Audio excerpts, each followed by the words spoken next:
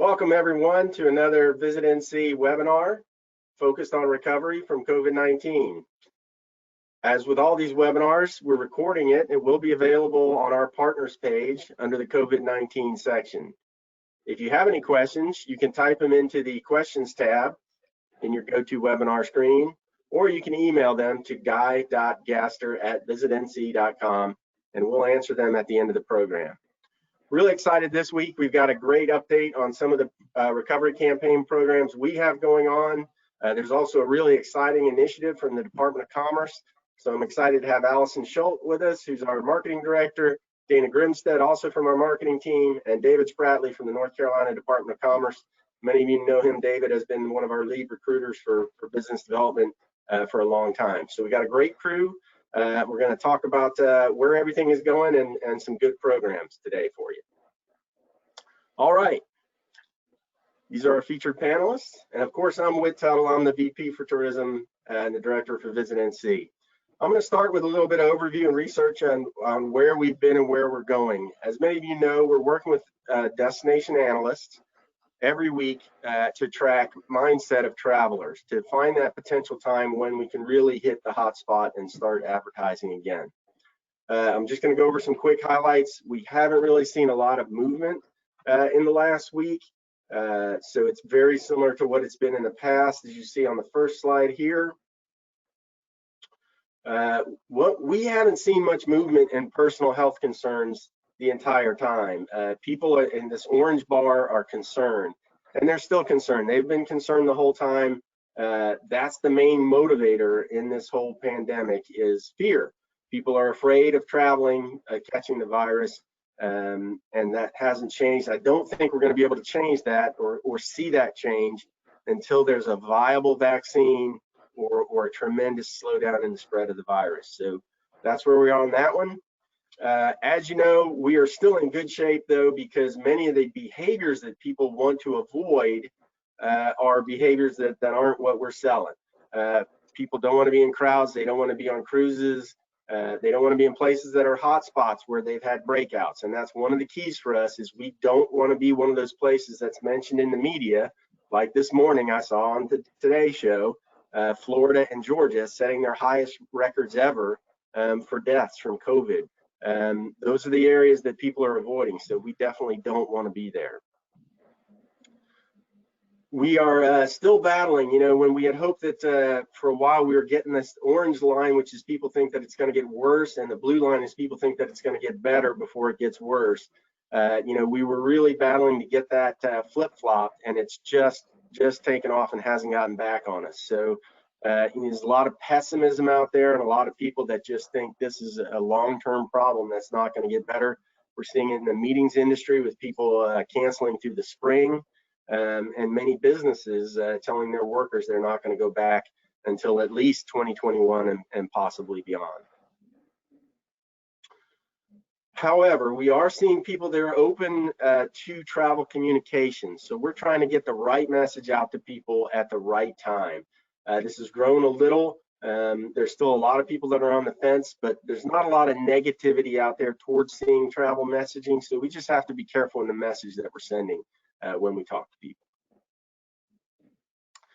This, I think, is one of the two keys. I'll talk about the two real keys for us. One is getting people to be comfortable enjoying their own community, and that's the blue bar. We need that blue bar to be above the gray bar, because the gray bar is people that aren't comfortable. That's even going out in your own community. So that's going to the grocery store, going to a shop, going to a restaurant locally. We need to get people to feel that comfort level, because in order for them to feel comfortable at home, then they're going to feel comfortable to travel. And then also our next slide, they're going to be more comfortable letting people come into their community and being hospitable to them once they decide to come. We still haven't made a lot of enhancements with this, and it's still a challenge to us, which is why I think it's so important for us to be doing our Count on Me NC campaign right now, which is essentially a safety campaign. So we need to get people comfortable with traveling in their community. Once they're there, they're going to be comfortable traveling outside their community. They're going to be comfortable allowing people to come into those communities, and that's going to help get the system rolling again. But we've got to get people there, and the key to that, to me, is safety and fear because of what we're seeing from the statistics. So we're moving forward with that. Now, a lot of you we're talking about a couple of grant programs. We're trying to work through the legal on those. We're very disappointed that the second stimulus package did not come down. I know that was going to offer a lot of help for DMOs as far as funding relief. It also was going to impact the timing of when our grants and our credit program can be distributed. We are working right now with our legal departments and with the Economic Development Partnership Board and the North Carolina Travel and Tourism Board to get these programs passed and ready for you. There are going to be two programs. The first one is going to be a Visit NC Marketing Credit Program. This is not a grant at the Economic Development Partnership and Visit NC.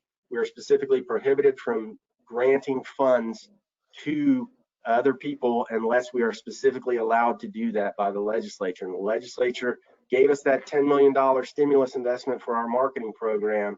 They did not say we could do grants. So what we're going to do is a credit program for DMOs across the state. You'll get credit that you'll be able to use in our co-op program. And we hope to have that announced after our board meets next week to approve the program, and then we'll get it announced and get that out for you folks. The other part is actually a grant that we are doing in consultation with NCTIA. And in this case, the legislature actually said we could do a $1.5 million grant. And so that will be coming out soon as well. We're trying to get that through the legal process. That is actually going to be funding for DMOs to help them make up for lost revenue. It's going to be tied to economic impact you've had from COVID-19. So we're going to have a way for you guys to prove that. And it's going to be for operational expenses to help people whose budgets have been severely impacted by this. So we're excited about both those programs. Hope to be announcing them after the boards approve them next week, and we'll get them out as quickly as possible. So that's what's going on the big picture status. Now we're going to talk about some other programs that are going on. So first off, we've got David Spratley. He's the Senior Assistant Secretary of Finance in the North Carolina Department of Commerce. Used to be with the Economic Development Partnership and with Commerce a long time, colleague of ours, a great guy who knows an incredible amount about what's going on in business-wise in the state. So we're happy to have David come on to speak about Commerce's new program. Thanks a lot, David, for being here. Oh, happy to. Thanks, Whit. And welcome, everybody. I wish I could see you all and be in person, but don't we all wish that right now? What I'm here to do is to introduce you to a program, a very new program that was designed very late in the last session of General Assembly to help provide support to companies that have been negatively affected by the COVID pandemic that weren't able to take advantage of some other programs that were out there.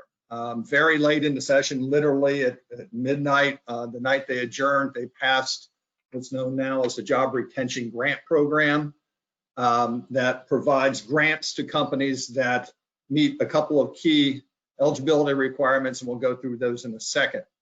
I'm not going to make you an expert on the program today. I'm going to basically introduce it to you and point you to additional information. The good thing about it is it's not a very complicated program. You can become an expert after hopping on our webpage and kind of reading through the documentation there, but I want you to understand at least enough to know if there's an opportunity out there for you or anybody else that you may be aware of in your community to take advantage of this. There's a fairly short window to apply for this, so it's imperative for us to get the word out. So please help me on that front. So what is a Job Retention Grant Program? It is targeted at a wide range of employers. It's both for-profit and certain nonprofit employers. And I'll stop on the nonprofit side right now and just explain something on that. We'll talk a little bit more later on, but generally 501c3s, C7s, C11s qualify for the program. We are also taking applications for 501c6s. They're not technically eligible right now, but I have a slide at the end that will explain all that to you. So what you should keep in mind here is that we fully anticipate 501c6s will be eligible for this program. More in a minute about that. In total, the General Assembly gave us $15 million to grant out statewide. Those funds come from Federal CARES Act dollars.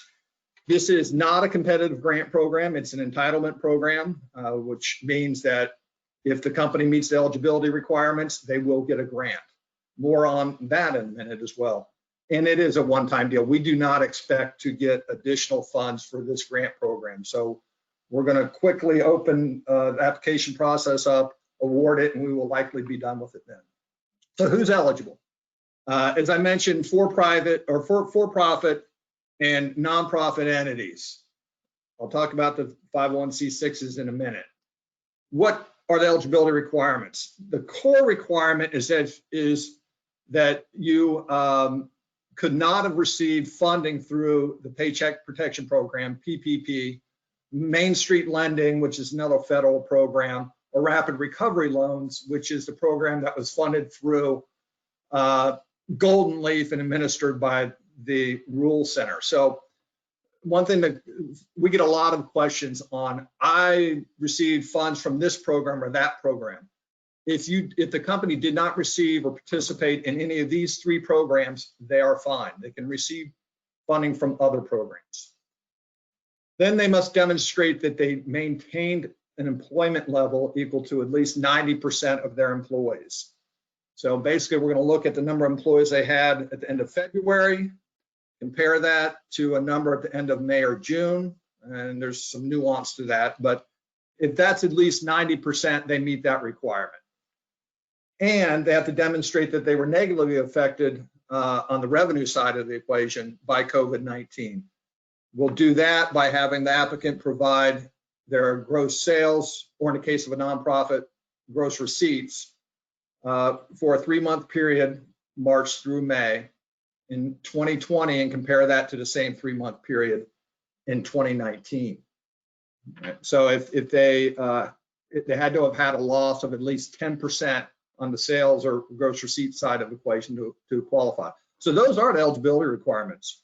You can't receive funding from the 3 programs that I mentioned. You have to maintain at least 90% of your jobs, and you have to have had a reduction in sales or gross receipts of at least 10%, okay? So if you meet those requirements, what's the grant worth? This is kind of an important question to answer. It's actually a fairly attractive grant. It's equal to 2 months of your average payroll from 2019. So you give us your annual payroll, we'll calculate your monthly average. You'll get 2 months of that plus 25%. So it can be fairly worthwhile even for small companies who may only have a couple of employees to qualify for this. There's a couple of technicalities or nuances that go with that. You can't include wages, salaries, bonuses, or other cash compensation in excess of $100,000, excuse me, for any single employee. We don't need to go into all that, but there's a lot that goes into the calculation of your payroll costs, including health insurance, retirement plans, and unemployment insurance that will get the amount of the grant up to an attractive level. One thing I would say is the caveat here, everybody says, well, won't all the big companies take this down? It's capped at $250,000 per applicant. So no company out there, for profit or not for profit, can receive more than $250,000.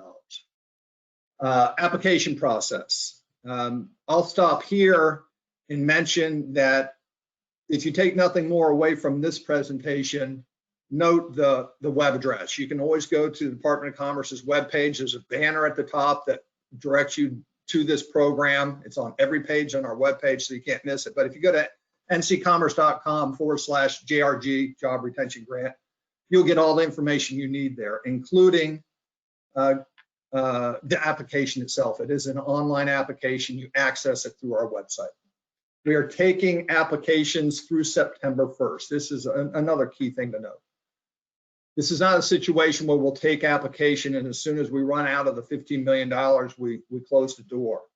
By statute, we'll take all applications through September 1st, figure out what the total universe is for eligible grants.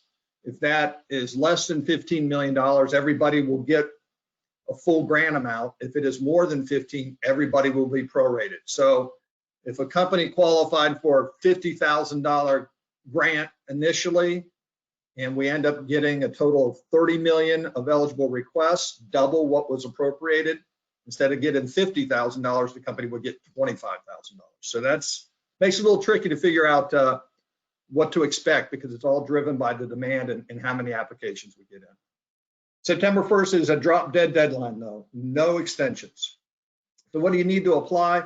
A number of things. I'm not going to go through all these because I mentioned them, but you have documentation of your employment, your sales, gross receipts, your payroll expenses, and you have to provide us with an EIN and your Secretary of State ID number so that we can verify that you're actually a company. Guy, you can advance it. Couple things to keep in mind. The application is subject to public records law. There are a number of things within that application, including payroll and sales, that we allow you to mark as confidential and we will treat as confidential. But for the most part, the vast majority of the application will become public information. At a minimum, grantees should expect to read a list, in the newspaper, see a list of grantees to include themselves if they get one, in the amount of money they get. So it is not the case that we will be able to or even would want to shield that. And then a couple of other requirements: can't have overdue taxes. Is some fine points here in the small print here that you can read through later. But that was the main point I wanted to make on that. You will be subject to public records here. Again, the timeline, which will culminate as far as the application process on September 1st. July 1st, this was signed by the governor. We've built the program and the system to do this over the last month plus. Applications are open now, opened up last Thursday, and we will be taking those through September. We will then have a review process internally, have to go through and document everything. We'll be doing that now through September. And then technically the Economic Investment Committee, which oversees a couple of state grant programs, will technically make the awards for this. We run these through that Economic Investment Committee for them to vote for approval on each of the grants. We will do that by early October. Grant agreements will go out and funds will go out in October. So in state government speed, it's lightning speed. For I need help with COVID, it's probably not as quickly as some people would like to see, but I'm comfortable that we can get funds out in October. All right, and then there's going to be some reporting for grantees as follow-up. What are the odds that you're going to get a grant? Like I said, this is an entitlement program, so if you qualify, you will get a grant. The bigger question is, what are the odds of me getting my full grant amount?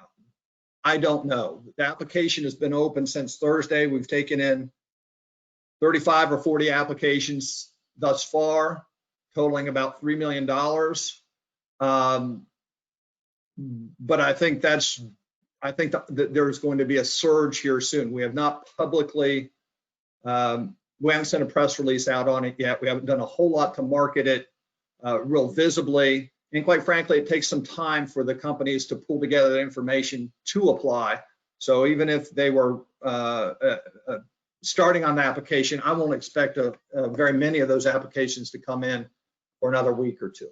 Okay. Back to the 501c6 issue.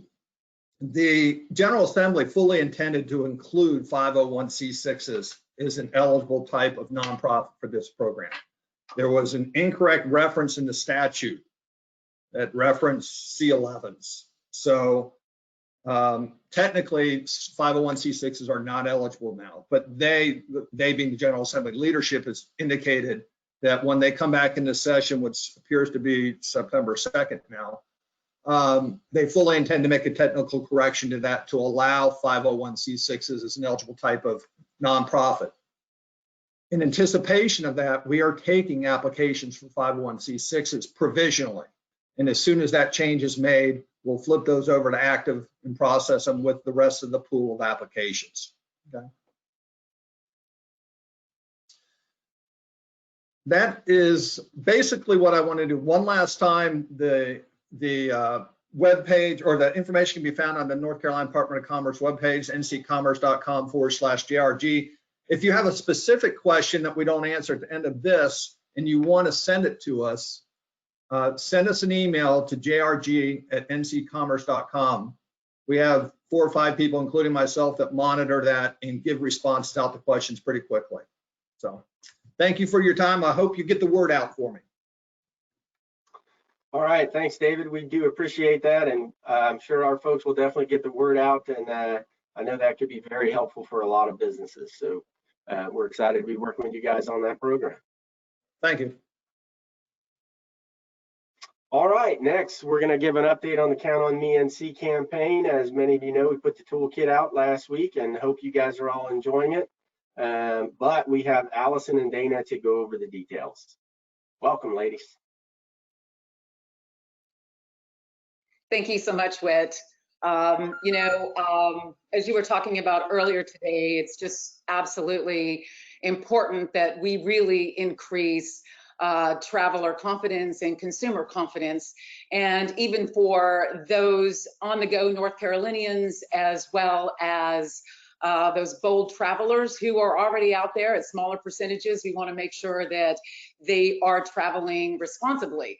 We have been talking about Count on Me NC for several months now, from its conception in early spring to the launch of the training program in mid-May, and the launch of our website, countonmenc.org.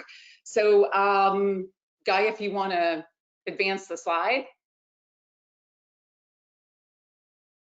Yay, there we are. Our wonderful decal that opens it up, that we are seeing businesses all across the state take this training and put that decal up to really be able to tell consumers that we're a safe place to go.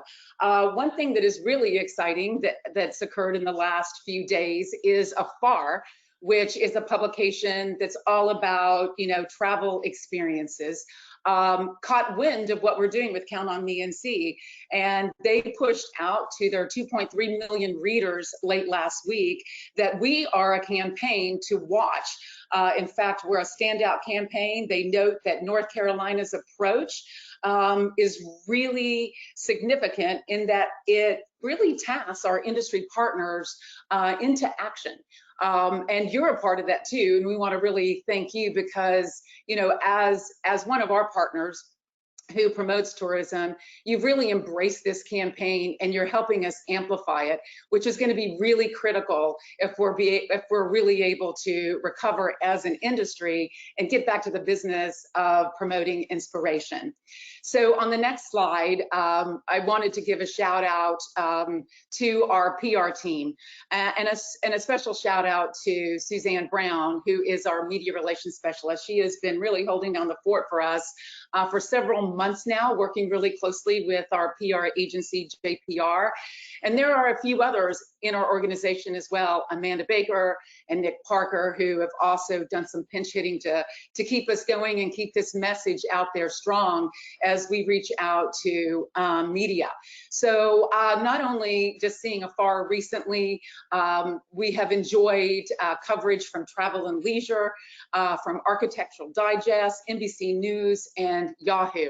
And we're really excited that very soon we're going to have 30 media journalists and influencers receive a gift package from Visit North Carolina that really showcases some of the Count on Me NC swag that we have out there, and helping to continue to tell the story about our innovative campaign. So next slide. And one of the reasons why AFAR really singled us out is the fact that, we offer, training to businesses, to those travel-related and consumer-facing businesses. As I mentioned, we launched countonmenc.org on mid-May, and our site performance is actually pretty impressive. We've had almost 200,000 web sessions to date, of which over 137,000 are new users. One thing that we're really tracking is those number of certificates. These are people who have gone in, or businesses who have gone in and taken the training or taken the pledge, and that's nearly 14,000. Those name badges, which you're going to see all across social today, we're nearing 10,000 there. And those unique participating businesses, which are on the website, we've now exceeded 3,000 and counting. So it's really important for us. This consumer-facing media campaign is really important so we can continue to grow every aspect and element of this effort. On the next slide, I wanted to talk a little bit about the video. If you go to countonmenc.org, you're going to see a video there for the last probably 3 weeks. You saw a 30-second video. Now we have the 60-second video that really tells the true whole story of Sunny, who is our brand ambassador for those 3 W's. I think another thing that just really makes countonmenc.org and Count on Me NC campaign so incredibly special is the creative approach that we're taking to this. You know, Whit talks every single week about what's the latest in traveler sentiment, and Marlise has done so as well. And we know that we can't take this real authoritative approach that consumers have fatigue about COVID. So our approach takes a serious topic and we present it in a really engaging and entertaining way. We launched with that catchy jingle that really sticks with you, and I sing it all day long. And then we went with animation that I think is also really quite creative. So I wanted to go ahead and show you this 60-second video that really gives the opportunity for this story to breathe. And it also establishes that all of this is taking place inside of North Carolina. So Guy, whenever you're ready, play the video.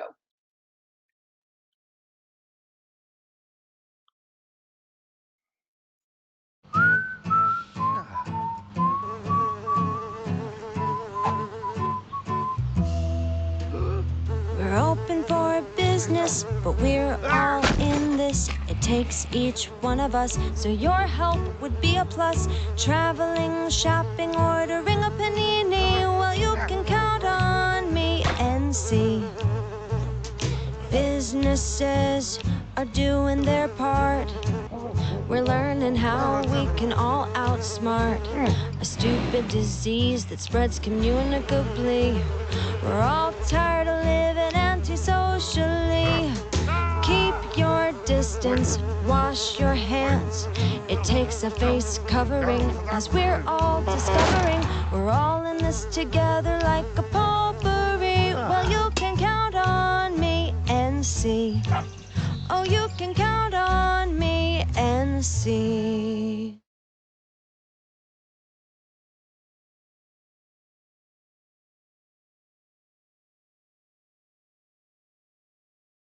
So as you can see from the longer version, the story really does have a beginning and a middle and end. And I'm really hoping that you'll take advantage of utilizing this 60-second version and share it across your channels. And as Dana will share with you later in the webinar, this video is already in the toolkit and ready for you to access. So, you know, every time we launch a campaign at Visit NC, it's always driven by research before we ever start that creative process. And so we really paid really close attention to that as we rolled out our media campaign. And we are, you know, deploying new assets every single week. So I wanted to share with you today some of the results, some of the early results to this program, knowing that it will continue to pick up as it takes on full speed. The other thing too that I wanted to share, this is, you know, watching this measurement, what is going to be more important is those resident sentiment surveys, which Marlise is overseeing. We've got our second survey going in the field, I believe the second week of September, and we'll really be able to go in and see how awareness is, what the perception and effectiveness of the Count on Me NC campaign is going. So what you're looking at here, you're seeing some of the video elements. These are at both 6, 15 seconds and 30 seconds, and you're going to see them in English as well as in Spanish. We've already generated more than 1.4 million impressions with a completion rate of just over 70%. So on the next slide, I shared with you, I think in early July, a lot of the companion banners that are going along with our audio deployment. You can see here that the audio impressions across Pandora and SoundCloud and radio stations are well over 7 million, and those companion impressions that have the visuals to go along with it, 1.4 million. And we're also seeing, a click-through rate onto the website. So on the next slide, out of home, very big deal, because this campaign is really working to reach mass audiences. And so you can see the digital billboard, a proof of performance, as well as pedestrian centers of where we're promoting this message. And we're well over 108 million impressions so far, and that will continue through the course of the year.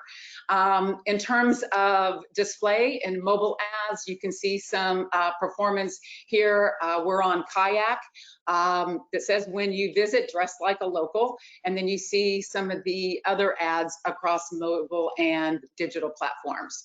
So on the next slide, here's a popular one. We've heard from a lot of you that you really love this insertion in Our State magazine this month.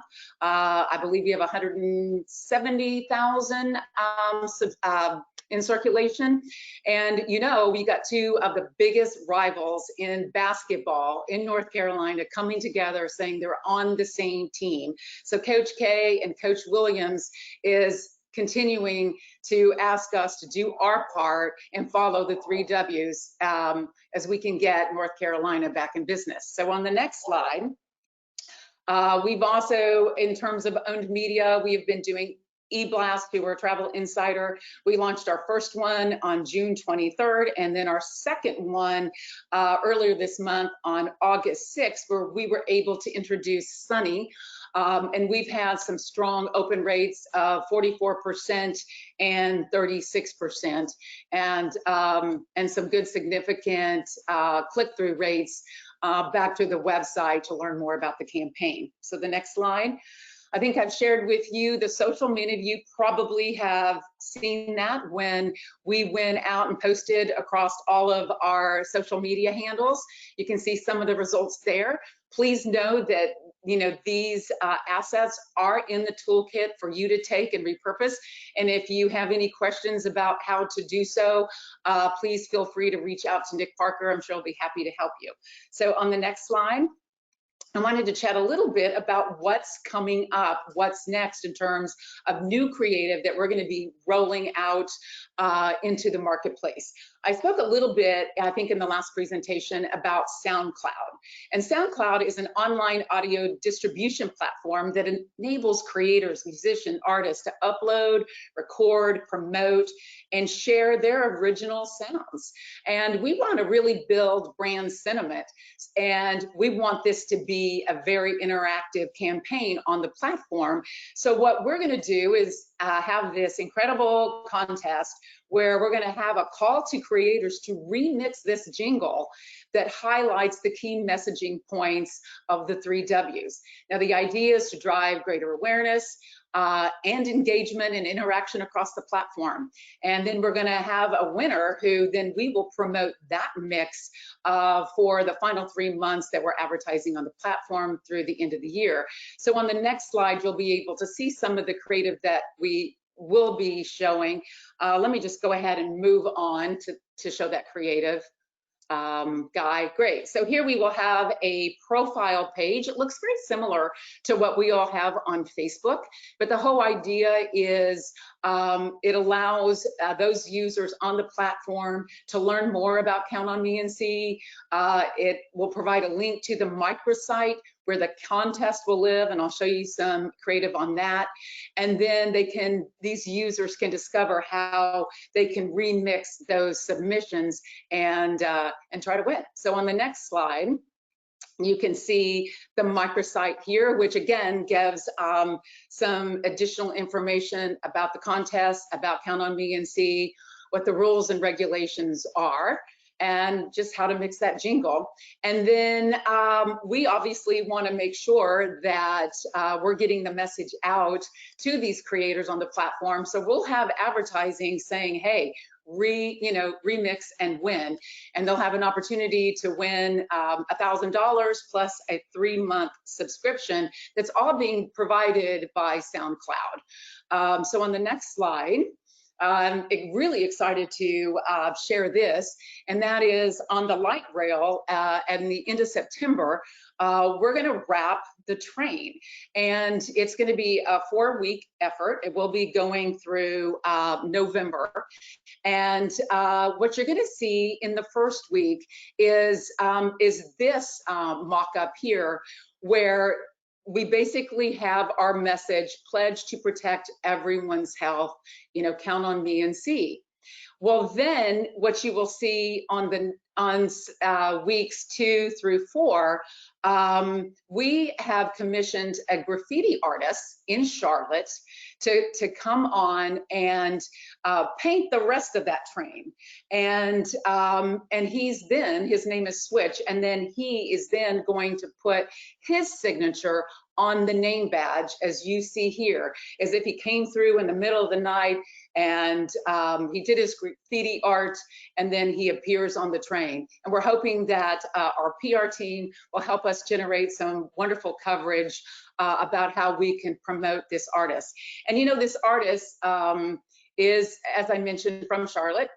He actually lost his job as a graphic designer as a result of the pandemic. And we know there's so many North Carolinians who are hard hit by this pandemic, both financially and from health. And so it's great for us to be able to partner.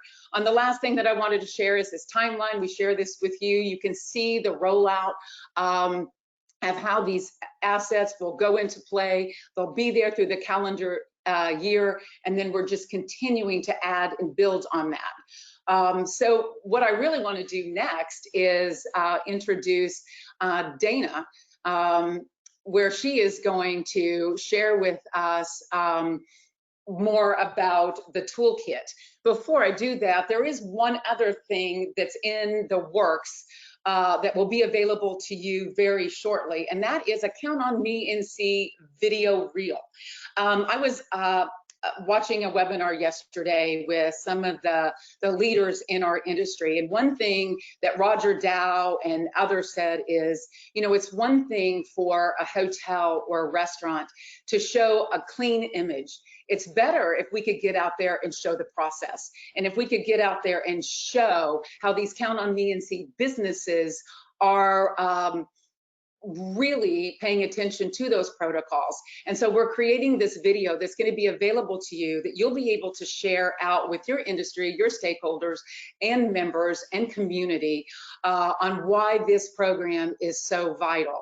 So I'm ready to turn it over to you, Dana Grimstead. She is Visit North Carolina's marketing manager. She's going to walk through the toolkit on what's available to you now, and then shine a light on some of the partners who have already gone to market. So Dana? Thanks, Allison. Hey, everyone. I hope everyone's staying healthy out there. Every time I hear that jingle or watch that video, the song gets stuck in my head, and I'm pretty sure my 9-month-old thinks that it's his bedtime song, because at the end of the day, I'm still humming it, and I'm humming it to him, trying to get him to go to sleep. So anyhow, I'm going to walk you through the Partner Toolkit today. This kit went live several weeks ago, and I want to thank everyone for your interest in these creative assets and for sharing them in your communities. So the toolkit is on partners.visitnc.com, and there's 2 ways you can access it from the homepage. Here, where the arrow is on the left side of the screen, where it says COVID-19, but also at the top of the page on the right in the upper bar, there's a COVID-19 info. And if you click on either of those, it takes you to the same page where we have all of the information. Yep, you can see Guy's mouse swirling over it right now. Thanks, Guy. And then once you click through, it takes you here to the COVID-19 industry resources. This is where we post all of our webinars, where you can go and sign up for them, but also where you can go and watch them after we've recorded them and posted them. And then there's also the toolkit. You can see there where the arrow is about midway down. So if you click on that, It is a password protected toolkit. If you need the password, please feel free to email me and I will give you access to it. This toolkit has a variety of elements. It has the videos in English and Spanish, including the new 60-second that we watched earlier today, the Jingo audio file in both English and Spanish. It's got logos, fonts, name badges, and the style guide in English and Spanish. And it also has the Sunny character images. So these are illustrations of Sunny in 5 different poses. It has social stickers and instructions on how to use these stickers. And then it also has some example social posts for you.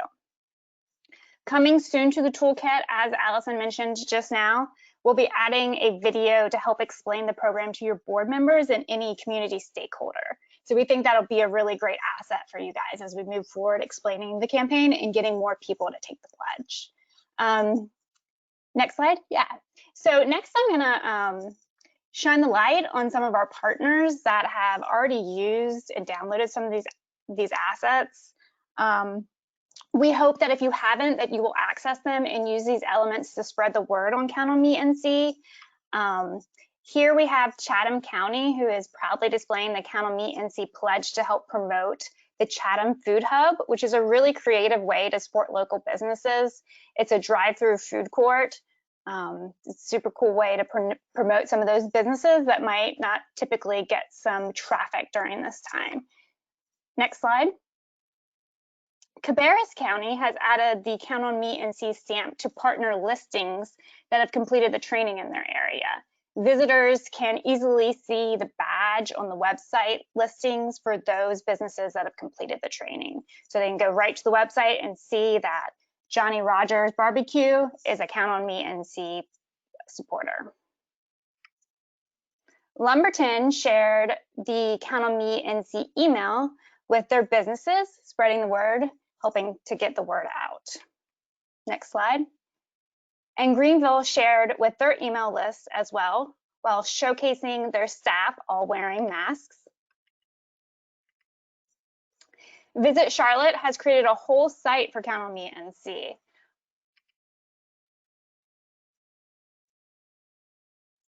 And we also have some partners featuring Count on Me NC on billboards across the state. Halifax along the I-95 corridor, Scotland County and Martin County have all put up billboards.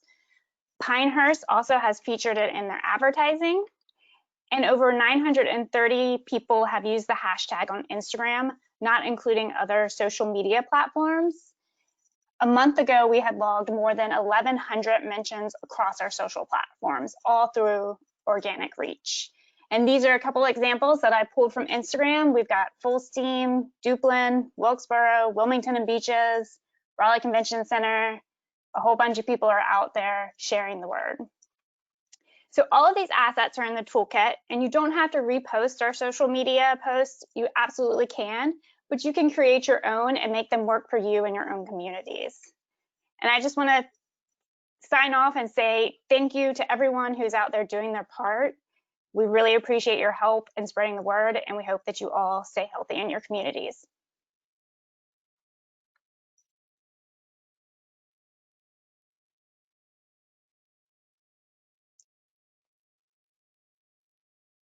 All right, thanks a lot, ladies. We are going to now run over some questions, a bit of a Q&A. We'll start off with one from Mr. Spratley. Will quasi-government CVBs be eligible for the job retention funds?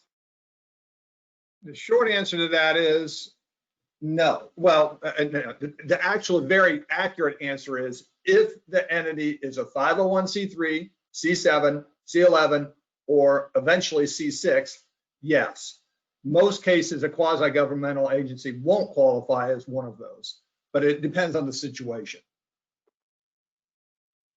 Gotcha. All right. We've also been asked if we can upload the 60-second video to the YouTube so people can link to it there, and I'm sure, Allison, that'll probably be done by the end of the day. Someone has asked if we can send out the link for the FAR story. If we have that, we will post it so everybody can get it. David had another person ask if they're a 501c6 and they're based on generating the occupancy tax, would that be considered as receipts so they could show a loss in occupancy tax as opposed to sales for them to qualify? For the nonprofit, it's all gross receipts. So if they actually have direct sales, and some not-for-profits in the qualifying types will, but also all other receipts. It can be donations, it can be receipts through the occupancy tax or whatever, all get lumped into your total gross receipts. So the short answer to that is yes. Okay, sounds great. Some folks would like to get a PDF copy of Allison's presentation. We will send that to you. Just request it either from Allison or from me. We'll send it to you. And then also had some kudos for Suzanne Brown as well for the work the PR team is doing to get out that message. And I'd like to just give this some kudos to all the CVBs that have done a great job. We talked about Cabarrus and those guys. I know High Point's done a fantastic job pushing the program. Lumberton, we really appreciate all what you guys are doing because I think it's the key to getting people moving again. All right, so those are all the questions I'm seeing. Other than that, we're getting a lot of kudos. Here's one more. Do partners need to send any campaign elements using the Count on Me NC campaign to Visit NC before sending out their own personalized creative? Well, I think if you are following the style guide that's in the toolkit, I would say that you are free to go. If you have any questions about how to execute, we're all here and available to help you. We're trying to make this as easy as possible so that you can run with these assets and place them. So across your channels. That sounds great.